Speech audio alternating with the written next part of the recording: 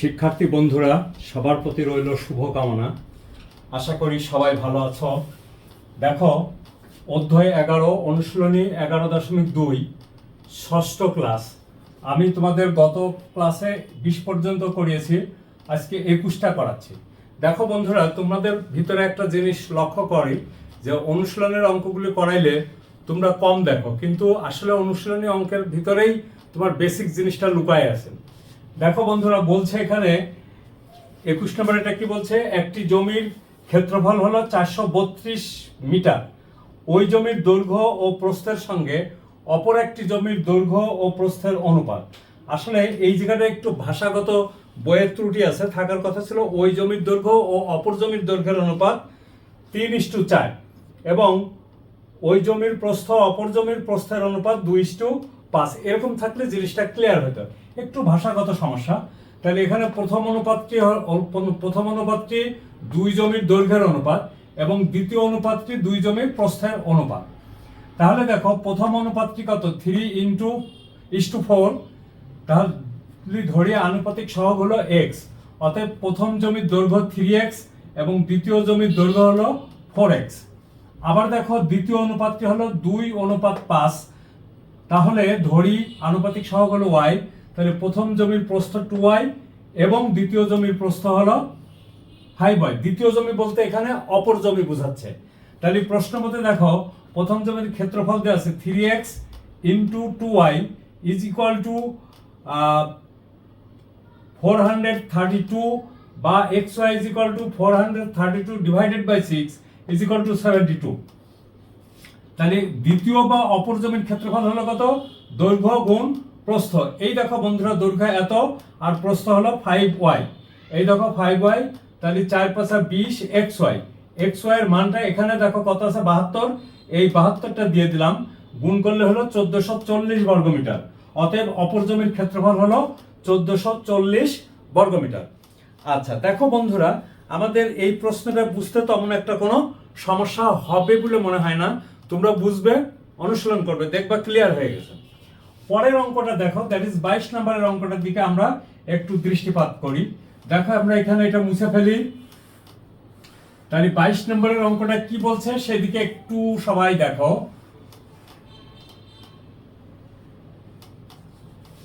22 নম্বরের অঙ্কটা বলছে কি বলছে, বলছে জেমি ও সিমি একই ব্যাংক থেকে একই দিনে 10% সরল মুনাফায় আলাদা আলাদা পরিমাণ অর্থ ঋণ নিল। তো জেমি 2 বছর পর মুনাফা আসলে যত টাকা শোধ করে, 3 বছর পর সিমি মুনাফা আসলে তত টাকা শোধ করে। তাহলে এখানে দেখো বলছে তাদের ঋণের অনুপাত কত। এখানে দেখো, দুইজনের ঋণ কিন্তু একই পরিমাণ ঋণ নেয়নি, দুইজন ভিন্ন ভিন্ন নিছে। তাহলে আমি ধরি 22 নম্বরে আমি তাহলে ধরি কি, ধরি জেমি x টাকা এবং সিমি y টাকা কি করে বন্ধুরা, ধার নেয় না লোন নেয়? ধার আর লোন তো একই কথা। ঋণ নিল কোথা থেকে, একটি ব্যাংক থেকে। তাহলে জেমি x টাকা এবং সিমি y টাকা ব্যাংক থেকে,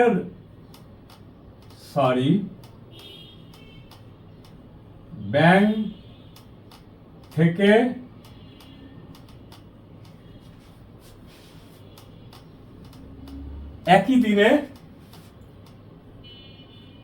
একই দিনে ঋণ নেয়।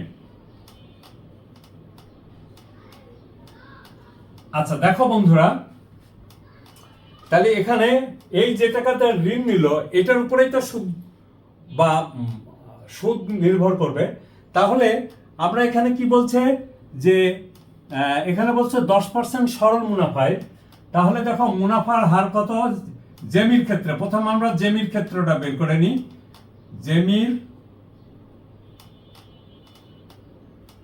জেমির ক্ষেত্রে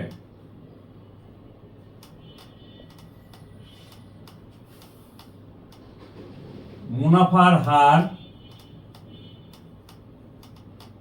হার R is equal to 10% is equal to 10 divided by 100 is equal to 0.1 এত। আর সময় কত? সময় n সমান দেখো 2 বছর। আচ্ছা, তা আমাদের এখানে কি বলছে সেটি দেখো, তোমরা ক্লাস 8-এ মুনাফার অঙ্ক করে আসছো।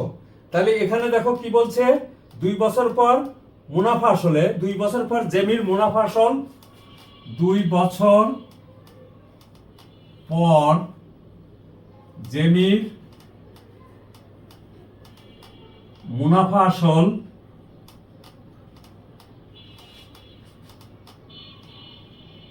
আসল হয় কত টাকা বলো তো বন্ধুরা?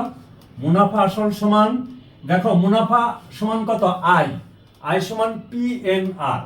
তাহলে মুনাফার সমান কত হলো? মুনাফা এ সমান না চিহ্ন এ দিয়ে লিখি P ইন্টু 1 প্লাস NR।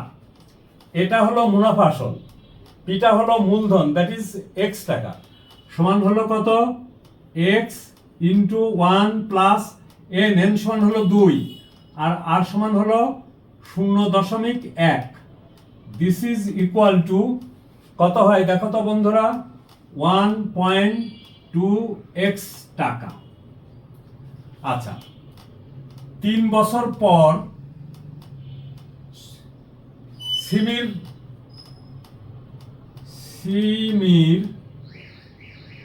মুনাফা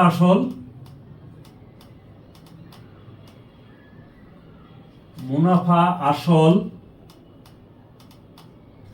সূত্রটা তোমরা নিশ্চয়ই, এখানে আমি একটা কাজ করি, জে লিখি, ছোট হাতের জে, জেমি বলে, আর সিমির ক্ষেত্রে লিখি AS ইজ ইকুয়াল টু দেখো P ইন্টু 1 প্লাস NR। এইখানে তুমি খেয়াল করো, S ইজ ইকুয়াল টু কত? Sorry, P is equal two কত? Y টাকা, তার মানে মূলধন।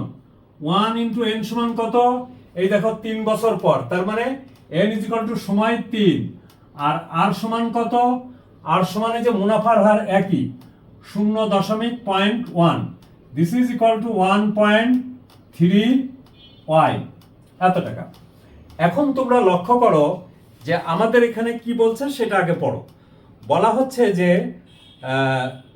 3 বছর পর মুনাফা আসলে শোধ করলো, মানে কি জেমি 2 বছর পর 2 বছর মুনাফা আসলে যত টাকা শোধ করে, 3 বছর পর সিমি মুনাফা আসলে তত টাকা শোধ করে, অর্থাৎ মুনাফা আসল এত ইজ ইকুয়াল টু মুনাফা আসল এত।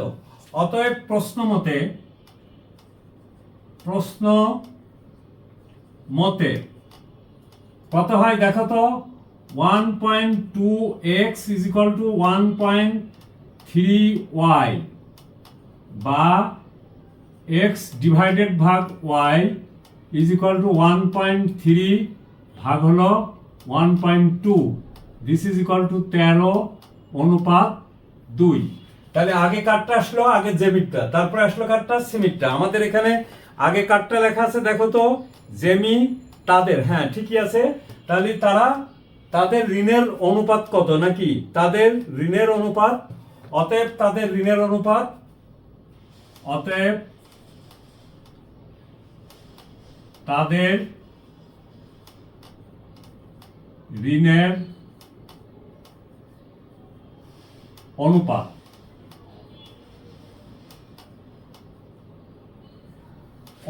সমান দেখো x অনুপাত y is equal two 13:12। Clear হয়েছে বন্ধুরা? 13:12, এটাই হলো আমাদের উত্তর।